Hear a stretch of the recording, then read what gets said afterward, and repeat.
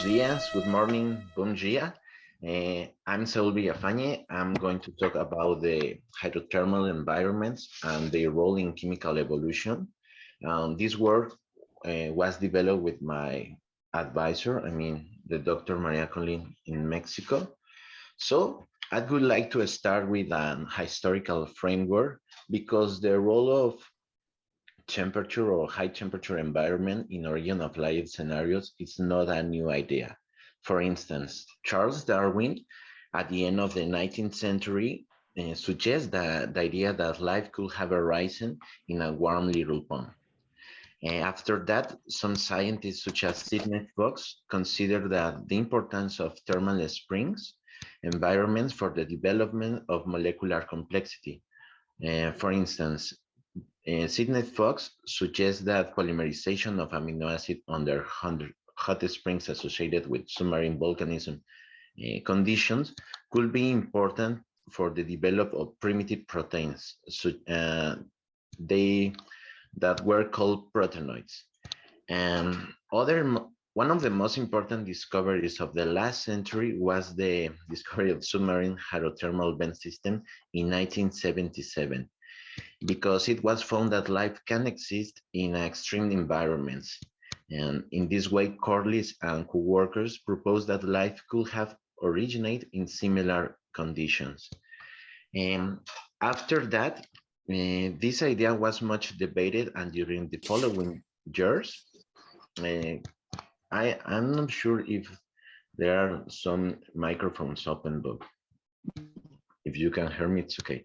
Well, after that, the idea was much debated, and during the following years, several laboratory experiments were carried out to study the stability and the fate of different organic molecules at high temperatures and high pressures conditions. However, in a general way, the results show that under these conditions, the organic molecules are unstable and essentially destroyed. So, in consequence, Miller and Beta mentioned that any origin of life theory that proposed condition of temperature and time inconsistent with the stability of compounds involved can be dismissed solely on this basis.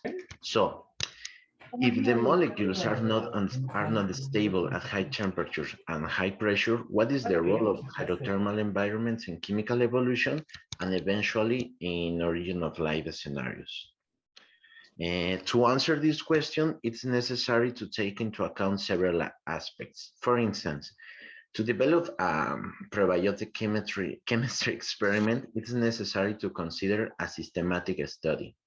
In other words, the first step is to define a geological and chemical scenario in which there are raw material to carry out a chemical reaction and consequently the synthesis of organic molecules. The next step is to study their activity and the stability of these organic molecules and under specific physicochemical conditions. The last step is to analyze the fate of different organic molecules in this environment, and if it is possible to develop the development of chemical complexity. As I mentioned before, one of the weakest points of the hypothesis of hydrothermal environments is that molecules are not stable under these conditions, and consequently, the molecular complexity could hardly develop. For instance, mm, the polymerization of amino acid or the polymerization of nucleic acids. However, our current knowledge suggests, yeah, can you mute your microphone, please? Wait a moment, please. Wait a Yeah.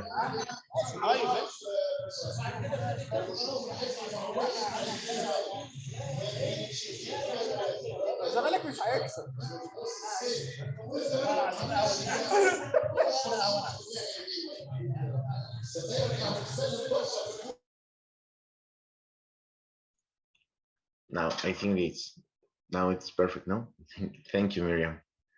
So yeah, our current knowledge suggests that hydrothermal systems are more than high pressure and high temperatures environments.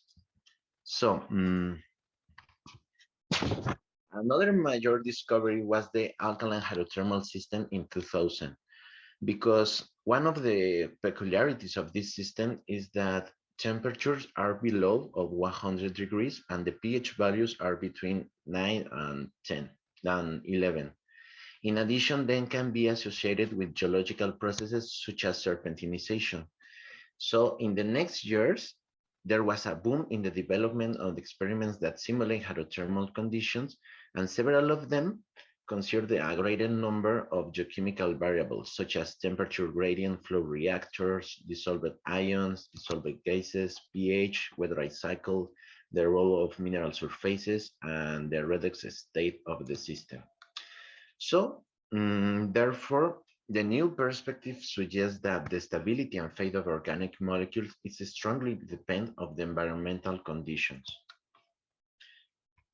For instance, uh, it's necessary to take into account the high dynamism of this system because the experimental parameters must be consistent with the geochemical conditions that exist at different scales, either need of the chimneys, for instance, near of the chimneys, in the surroundings of the chimneys, or in a larger scale, depending of the goal of our experiments.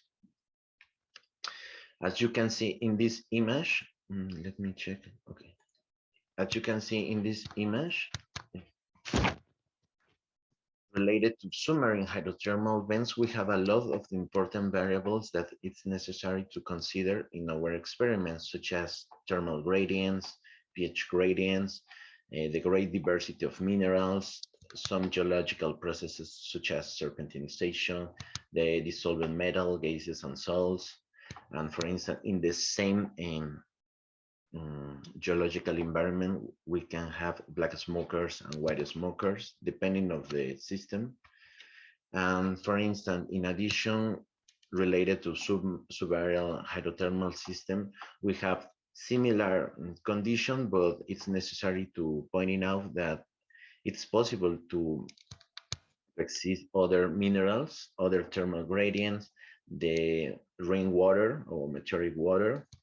Uh, for instance, this is really interesting because suspended particles and aerosols can favor microenvironments. Otherwise, wet-dry cycles are really important because several researchers have suggested that this phenomena can improve the polymerization of amino acid or nucleotides. So, considering this information during my doctoral studies, we try to understand the fate of different organic molecules, in particular hydrogen cyanide, I mean HCN. We studied the synthesis, the stability, the polymerization, the hydrolysis, the reactivity in presence of soft minerals, as well as the production of different organic molecules and the fate of these organic molecules, I mean insorption phenomena or decomposition. So, for example, one model simulates the thermolysis of hydrogen cyanide, as you can see in this slide. In a general way, we studied the thermolysis of this molecule in presence of one mineral that in this case was montmorillonite at acidic and alkaline pH. So as you can see in this graph, it's important to pointing out that the role of mineral could be different depending of the geochemical conditions. At alkaline pH and without mineral, the reaction that it's favor is the polymerization, and it produces hydrogen cyanide polymers and different organic molecules. However, at acidic condition, the reaction that predominates is the hydrolysis, and the main product is the formic acids. On the other hand, we also study the Acm polymers, since as you can see in this slide, there are several syntheses, and depending of the synthesis, the polymers have different physical chemical properties or structure that are not only important for origin of life scenarios, but also in material science. For instance, we studied the effect of serpentinite in the polymerization of hydrogen cyanide, as well in the formation of organic molecules. As you can see in this image, these are our samples after the treatment, and this photo is the serpentinite after the treatment as well. But as you can see, the color is because the mineral is coated by the polymer. So the next step is to perform an important um, test about the characterization of this material. So after several experiments that consider different variables that are available in hydrothermal system, our results suggest that after acid hydrolysis and without mineral, a considerable number of organic molecules are released from the polymer. As you can see, several of them may have different roles in biochemistry or I'm sorry, origin of life, such as amino acids that are the precursors of proteins, the carboxylic acid that can act as precursors of metabolic pathways, and pyrimidines and purines that are building blocks of nucleic acid, fatty acid that are important to form membranes. So in addition, this experiment suggests that the mineral surface, in particular serpentinite, can affect the polymerization reaction as well the structure of our polymer and affect the physicochemical properties. Another experiment that we performed is about the simulation of subaerial and submarine hydrothermal condition.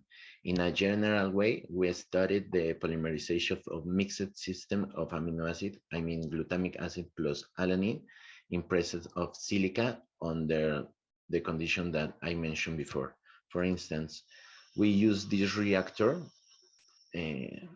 trying to simulate the high pressure and high temperature that exist in submarine hydrothermal environments. On the other hand, we use other reactor and trying to simulate subaerial conditions. The main goal of this experiment was to understand the effect of the silica in the polymerization reaction, as well as if this mineral can act as selection agent.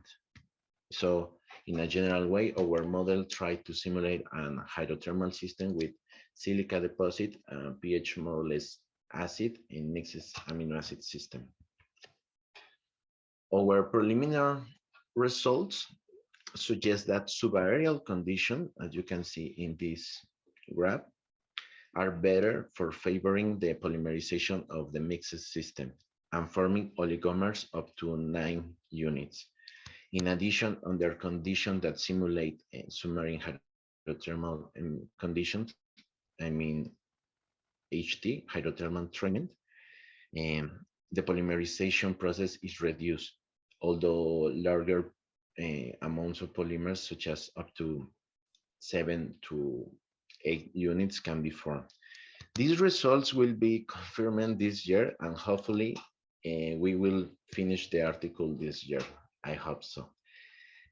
And finally, we also studied the effect of dissolved ions in the absorption process of different organic molecules, such as nitrogen bases or amino acids.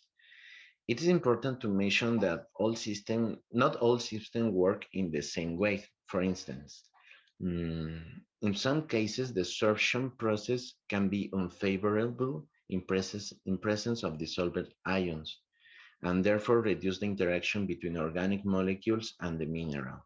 However, in other cases, for instance, using amino acid, serpentinite, and alkaline pH, the dissolvent cations can act as bridges that favor the interaction of the amino acid with mineral surfaces. So finally, I would like to mention that we have developed some work related to scientific outrage. We have a blog in Planeteando. I mean, all this information is in Spanish, so you can check if you want. Also, we have a podcast with several topics. I mean, all of them related to origin of life. But for instance, there are some interviews with other colleagues in order to share our current knowledge in this topic. And the last one was a paper uh, about the future of prebiotic chemistry and the challenges to explain the origin of life. So if you want, you can check it. Um, well, finally, of course, this work it's not just mine. There are many people involved, many institutions, and I want to thank all of them. For instance, the Instituto de Ciencias Nucleares at UNAM, el Programa de Ciencias de la Tierra UNAM, Geology Institute, CONACYT, of course, by the scholarship, the Center of Astrobiology, my advisor, Dr. Marta Ruiz Bermejo, the Sorbonne Université, el Dr. Jean-François Lambec, of course, my other advisor, the Dr. Alicia Negron Mendoza, the chemistry, Claudia Camargo, and my main advisor, Maria Colin Garcia. So thanks for your time. So